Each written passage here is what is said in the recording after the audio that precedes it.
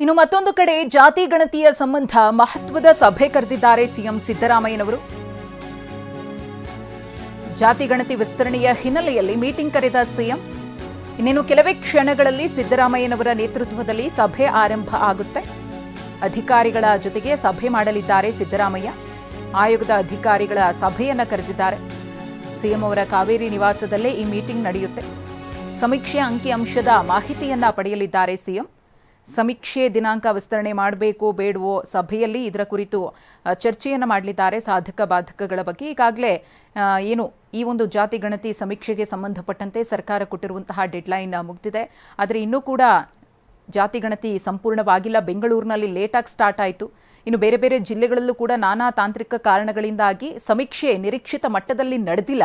ಹಾಗಾಗಿ ಎಕ್ಸ್ಟೆಂಡ್ ಮಾಡಬೇಕೋ ಬೇಡವೋ ಅಂತ ಹೇಳಿ ಮತ್ತೊಂದು ಸುತ್ತಿನ ಮಾತುಕತೆಯನ್ನ ಅಧಿಕಾರಿಗಳ ಜೊತೆಗೆ ಸಿಎಂ ಸಿದ್ದರಾಮಯ್ಯನವರು ಮಾಡಲಿದ್ದಾರೆ. ಅದರ ಸಾಧಕ ಬಾಧಕಗಳ ಬಗ್ಗೆ ಚರ್ಚೆಯನ್ನ ಈ ಸಭೆಯಲ್ಲಿ ನಡೆಸಲಿದ್ದಾರೆ. ಈಗಾಗಲೇ ಒಂದಷ್ಟು ದಿನಗಳ ಕಾಲ ವಿಸ್ತರಣೆ ಮಾಡಲಾಗಿದೆ ಅನ್ನೋ ಮಾಹಿತಿನೂ ಕೂಡ ಸಿಕ್ಕಿದೆ.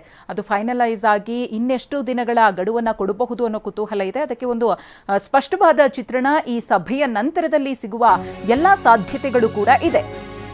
ಜಾತಿ ಗಣತಿ ಸಂಬಂಧ ನಾನು ಮೀಟಿಂಗ್ ಮಾಡ್ತೇನೆ, ಇವತ್ತು ಅಧಿಕಾರಿಗಳ ಜೊತೆಗೆ ನಾನು ಸಭೆ ಮಾಡ್ತೇನೆ ಅಂತ ಹೇಳಿ ಸಿಎಂ ಸಿದ್ದರಾಮಯ್ಯನವರೇ ಸಭೆಯ ಬಗ್ಗೆ ಮಾತನಾಡಿದ್ದಾರೆ. ಬೆಂಗಳೂರಿನಲ್ಲಿ ಸಮೀಕ್ಷೆಗೆ ಕೊನೆ ದಿನ ಹಿನ್ನೆಲೆಯಲ್ಲಿ ಮೀಟಿಂಗ್ ಕರೆದಿದ್ದೇನೆ, ಇದು ಸಿಎಂ ಸಿದ್ದರಾಮಯ್ಯನವರ ಮಾತು. ನೋಡ್ತೀನಿ, ನಾನು ಈಗ ಮೀಟಿಂಗ್ ಕರೆದಿದ್ದೀನಿ. ಮೀಟಿಂಗ್ ಇದಾದ ತಕ್ಷಣನೇ ವಾಲ್ಮೀಕಿ ಜಯಂತಿ ಆದ ತಕ್ಷಣನೇ ಮೀಟಿಂಗ್ ಮಾಡ್ತೀನಿ. ಮೀಟಿಂಗ್ ನಲ್ಲಿ ಶಿಕ್ಷಕರಿಗೆ ವಿಸ್ತರಣೆ ಆದೇಶ ಆಗಲಿ ಎಜುಕೇಶನ್ ಡಿಪಾರ್ಟ್ಮೆಂಟ್ ಇಂದ ಮಾಡಿಬಿಟ್ಟಿದ್ದಾರೆ. ಮೀಟಿಂಗ್ ಅದಕ್ಕೋಸ್ಕರ ಮೀಟಿಂಗ್ ಕರೆದಿರೋದು. ನೋಡ್ತೀನಿ, ನಾನು ಈಗ ಮೀಟಿಂಗ್ ಕರೆದಿದ್ದೀನಿ.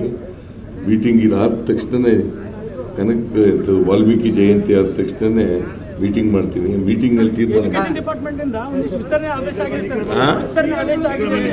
ಶಿಕ್ಷಕರಿಗೆ ವಿಸ್ತರಣೆ ಆದೇಶ ಆಗಲಿ ಎಜುಕೇಶನ್ ಡಿಪಾರ್ಟ್ಮೆಂಟ್ ಇಂದ ಮಾಡಿಬಿಟ್ಟಿದ್ದಾರೆ. ಮೀಟಿಂಗ್ ಅದಕ್ಕೋಸ್ಕರ ಮೀಟಿಂಗ್ ಕರೆದಿರೋದು. ನೋಡ್ತೀನಿ, ನಾನು ಈಗ ಮೀಟಿಂಗ್ ಕರೆದಿದ್ದೀನಿ.